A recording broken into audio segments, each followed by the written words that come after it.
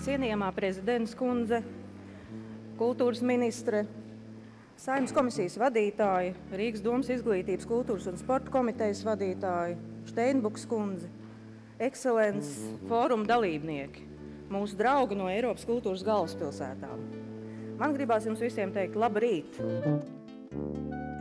Kultūra ir mūsu gara barība, tā ir mūsu dzīvības elpa, un tā ir mūsu kā katra, kā civilizēta cilvēka, mūsu pilsētas kā civilizācijas centra un mūsu valsts kā civilizācijas nesējas lieciniece.